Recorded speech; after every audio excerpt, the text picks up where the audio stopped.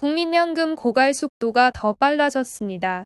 저출산 고령화 영향으로 915조 원이 넘는 국민연금 기금이 2055년 고갈될 거라는 추계가 나온 것입니다. 이는 당초 2057년이었던 고갈 시점보다 2년이나 앞당겨진 수치입니다. 정부는 국민연금 5차 재정 주계를 발표했는데 한국의 합계 출산율과 기대 수명, 국민연금 가입자 수 등을 고려했을 때 연금 기금 고갈이 2년 빨라졌다고 밝혔습니다.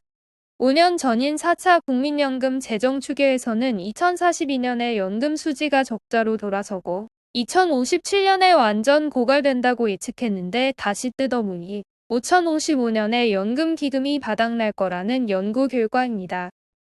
연금 고갈 속도가 빨라진 이유는 젊은 사람들이 아이를 안 낳고 연금을 받을 고령층이 많아졌기 때문입니다. 출산율 저하와 노령인구 증가 속도가 전 세계에서 가장 빠릅니다. 한국의 합계 출산율은 올해 0.73명으로 떨어졌고 내년엔 0.7명으로 하락할 것이라는 예측이 나옵니다.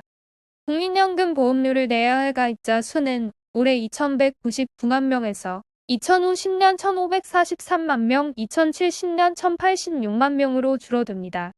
반면 65세 이상 고령 인구는 950만 명을 돌파했습니다. 2050년이 되면 고령 인구가 1900만 명까지 늘어난다고 합니다.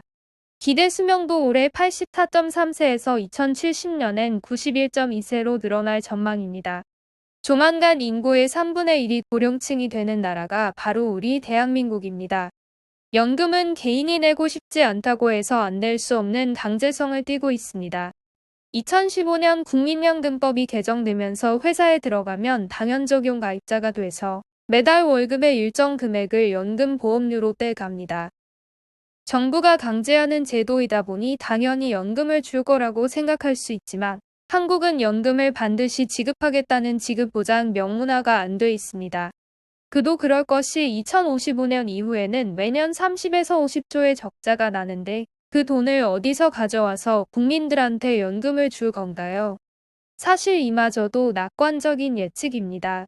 정부는 내년 0.7명인 합계 출산율이 후년부터 반등해 2046년엔 1.21명으로 늘어난다고 예상했습니다. 코로나19로 연기된 결혼이 다시 이뤄지고 출생아 수가 70만 명이나 됐던 1991년생이 30대에 진입하면서 결혼을 많이 할 거라는 예측 때문이죠. 하지만 요즘에 누가 결혼을 하려고 하나요? 코로나19 때문이 아니라 요즘 젊은 세대는 결혼을 최대한 늦게 하거나 아예 하지 않습니다. 결혼해도 아이를 낳지 않는 딩크족이 많습니다.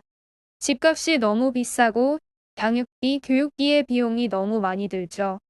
맞벌이 하지 않으면 살 수 없는데 아이를 어떻게 낳고 키우냐는 말입니다.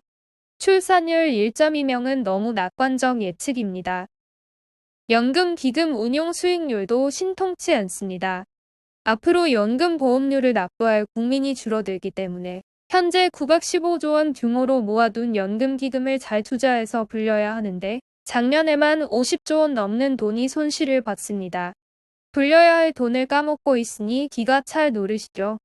연금 고갈을 막기 위해선 결국 연금 보험료를 더 내거나 연금을 늦게 받아야 합니다.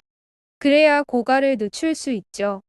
현재 월급에서 연금 보험료로 떼가는 비율이 9.0%입니다. 이 비율을 17에서 24%로 늘려야 한다는 전문가들의 분석이 나옵니다. 사업자가 절반을 내준다고 해도 연금 보험료 부담이 두세 배 커집니다. 이렇게 돈을 낸다고 해서 연금을 타갈 수 있다는 보장은 없습니다. 한 가지 분명한 점은 연금 개혁을 늦추면 늦출수록 미래 세대의 부담이 커진다는 점일 겁니다. 오늘 영상이 도움되셨다면 구독, 좋아요, 알림 설정 부탁드립니다.